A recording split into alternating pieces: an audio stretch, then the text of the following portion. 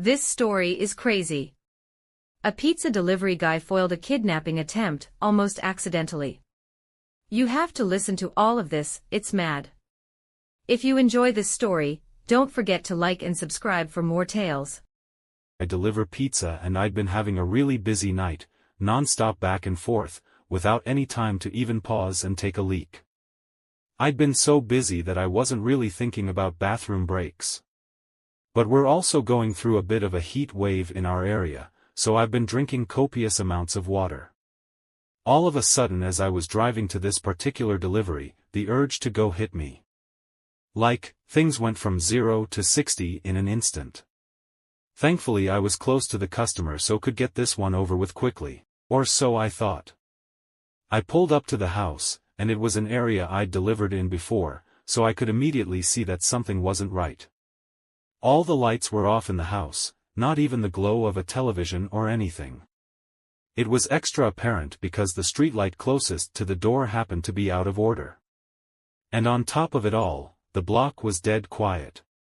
This is a big university area, and obviously there aren't many student renters in July, but there had to be at least one person, because someone ordered this pizza. Maybe they just liked sitting in the dark or they were out back in the yard, whatever. I just didn't want to get out of my car and knock on a quiet house in the middle of the night, around 9:30 p.m., without first checking that I had the correct address and the customer was inside. It was scorching that night, even after sundown. My car's IC is a joke, and the piping hot pizzas don't help things much, so I have to try and open the car door as infrequently as possible to keep any cool air in. I called the number the customer provided and the voice on the other end said, kind of brusquely and out of breath, "Yeah." I just tried to keep it clear and concise, "Hey, it's your pizza out front but there doesn't appear to be anybody home?" And the customer replied, still gasping for air, "Yeah, I'm not home." I had to pee so badly by that point that I was much less patient than I'd otherwise be with a customer right out of the gate. "Well, then we're going to have to terminate the order, because I've arrived in the stated delivery window and you were supposed to pay in cash, so, I don't know what to tell you. Plan ahead next time." I instantly regretted letting my bladder do the talking for me as the voice on the other end came through more clearly as a young, bubbly, and very distraught girl who couldn't have been older than 20 or 25. "Oh my gosh, I'm so sorry, I was running down the street so I could barely hear you," she cried. "I just switched you out of my AirPods. Is that better? Sorry, I completely lost track of time at work, but I knew you were coming, that's why I'm literally running home right now. Please don't leave, I'm starving and I don't have a car. Seriously, please don't leave. 5 minutes tops, okay? I know what it's like to be hungry, and running late, and have no car but not live near any restaurants." Plus when I heard her voice I began to remember more specifically having delivered to this place a couple times before, and she'd always been perfectly nice. Now I felt bad for snapping at her. I tried to walk it back, while simultaneously looking out my window for potential spots to pee. No, my bad, I'm letting the heat get to me and it's not your fault. No need to rush. See you when you get here." I hung up and, while surveilling the street, was starting to think I was really out of luck. All the other houses had people in them, and were close together, so there were no clumps of trees or out-of-the-way patches of land or anything. Of course I had just tossed my empty water bottle at the last delivery, because I'm an idiot. Finally, I decided it was escalating to the point of an emergency, and the safest bet was to use a bush in front of the woman's house. She wasn't home. The street light was out so no one would see me. The people who were home were inside. My car was parked across the street and we're a small shop who don't wear uniforms, so if someone did spot me, they'd have no way to connect me to my employer. Animals pee outside all the time, humans are animals, this is fine. I scurried over to the tallest bush in her front yard. She didn't really have much of a yard, more just a walkway lined with bushes and flowers that ran adjacent to her front door. The biggest cluster of bushes, the only one where I could be sure there would be no visible splatter on the side of the house, was about 4 feet from her door. I looked both ways, unzipped, and let fly. After the initial millisecond of relief, I noticed the sound was way off, more like pissing on something solid than something leafy. I started panicking, thinking I'd aimed wrong. But once I start, I can't stop midstream, so I kept squinting into the darkness to see if maybe I was hitting a key rock or something and could just move a few inches over. Instead, all of a sudden, I heard a way more concerning noise. A deep voice exclaiming, "What the heck?" And before I could turn around, assuming I'd been caught by a neighbor, a man came leaping out of the bushes. He blew by me, brushing my golden shower off him as did.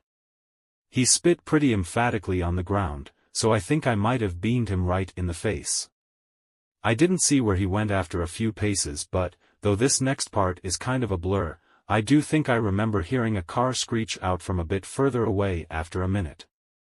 I'd gotten some night vision by that point, so I was able to make out his height, build, and outfit, but only the most general details of each. I just stood there trying to figure out what had happened. The reality was so terrifying that my mind refused to accept it, and impulsively searched for a reasonable explanation that could make everything okay. I thought, could these bushes lead to some backyard area and just looked like they were against the house? Could they have been obscuring an open window? My inner voice was desperately screaming, "Bruh, that man was wearing a hoodie in 90-degree weather. That was a bad man. You're in a bad situation." But the very idea that I was within inches of a guy who would be hiding in bushes at all, let alone in front of a young woman's house at night, just wasn't something I was ready to grapple with yet. I was coping by not coping. My fight or flight response totally failed me at that point, because my dumb ass did the absolute last thing I should have done, and approached the bushes to try and validate this. There must have been a good reason for a man in a hoodie to be behind these bushes in the middle of the night theory. So I walked over to the side, turned on my phone flashlight, and tried to peer around the line of shrubbery. Pro tip: as scary as things may look in the dark, seeing them with a single beam of your flashlight can sometimes make it even worse. That's when I saw the bag. There was a tattered drawstring bag sitting behind the bushes, slightly splashed with pee. But I was in such a moronic daze from shock that I groped around for it, thinking, see? This is it, this will explain why he was back here. It explained it. Once I maneuvered it over and pulled it open, I saw a sharp knife, a roll of duct tape, and a bottle of pills. The delusions officially broke at that point, and all the adrenaline, endorphins, and self-preservation instincts that had been suppressed kicked in 10 times over.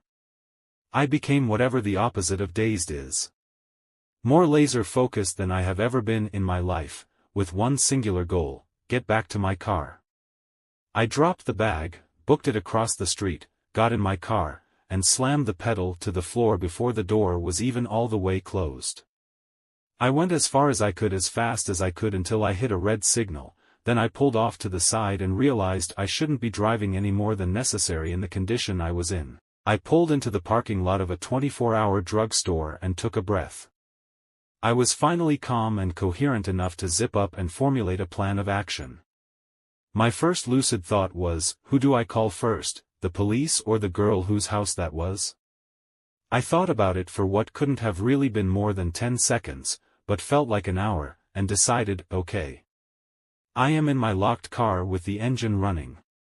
If trouble starts, I can drive away. I know something's up, she might not, she needs to know not to keep walking in that direction.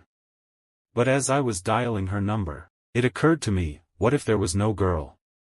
I thought I remembered delivering to that house before, but what if I was wrong? What if the girl on the phone was just a decoy to get me there to rob me, or worse? Every pizza guy on the planet has seen the Evil Genius documentary by now, so I thought, she called me all out of breath. She wasn't home.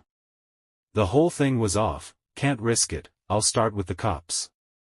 I called 911, the operator was very helpful in keeping me calm, because I was a complete wreck by this point. He kept assuring me that someone would be there soon. I kept telling them they had to get there before the girl did, but I was trying to express 3 thoughts at once, and really damaging my own credibility. It came out more as, you've got to save this girl because he wasn't after me, I was just delivering a pizza. Unless they were after me, in which case there might not be a girl, but I talked to one on the phone, so then you should find that girl because they used her to lure me there. But if she's real, she doesn't know about the guy, who was also real, and there could be more guys if there's actually a girl, and you know what? Even if there isn't a girl, there might actually be more guys. I only checked one part of the bushes, so I don't actually know. But we'll know which guy is the one I saw because I pissed all over him, you know. I didn't mean to, this was back when I thought the girl was real but not home. But she might be real, so you really need to find her if she is, because the guy was real. Finally they basically just asked me to stop talking and stay on the line. But that was when I saw an incoming call from the customer. I couldn't answer it without disrupting my 911 call, so I just ignored it. But then she sent me this text like, "Hey, I'm here, don't see you?" I told 911 she was there and they said officers were only minutes away. But who knows how long that meant. Especially after I'd given such a scattered account of the events in my panic. I just felt overwhelmed with guilt.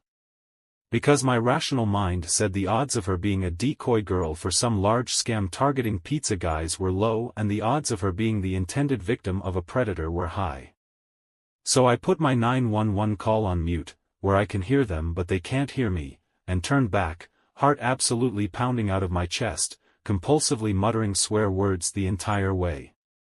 Then I took 911 off mute and told them I had returned to look for the girl. They weren't happy about that, but I saw her meandering past the parked cars in the street looking to see if one was mine, and I waved her down, flashing my brights. She bounced on over to the window of my car, happy-go-lucky. I figured that was a good sign that she wasn't in on whatever this was. But I was just so scared to be back in the general area and to not know what had just happened or what was going to happen. I kept whispering, "Get in.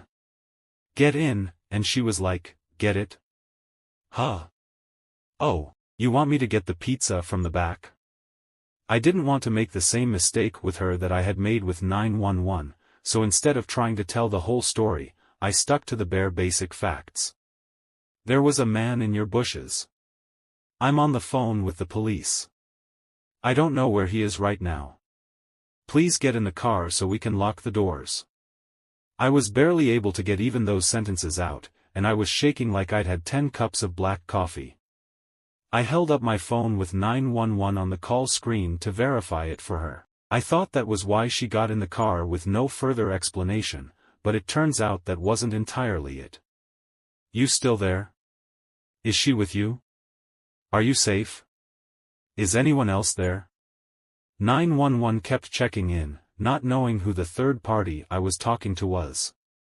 I reassured them, and we drove, more cautiously this time, to a location 911 instructed us to wait at to speak with police after they cleared the area. I didn't actually have to do much after that. The police came pretty soon after, a police car met us, I gave a statement telling them everything I observed, and she went to go speak to more officers in more detail than they needed me for. It turns out the reason she got right into a strange pizza guy's car without probing any deeper into my story is because she knew who the man was right away from my description. She had an abusive ex-boyfriend who was apparently psychotic enough that he immediately came to mind from hearing, "There's a guy in your bushes." She later called us to thank me and insist on leaving a huge tip.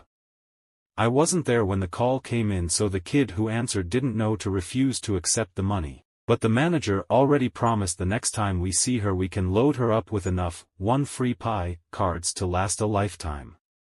Easily the scariest thing that has ever happened to me, on the job or off. I don't get the chance to tell the story much, because I try to avoid sharing it with anyone who could possibly know the girl or know of the event.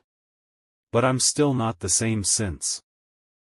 What a crazy story. Many of us think we would be great in this kind of situation, but in reality, we don't know how we would react. This guy didn't know he'd be a hero that night, but making the decision to go for a leak may have saved a girl's life. Would you be able to remain calm under pressure like this? Like and subscribe for more incredible stories.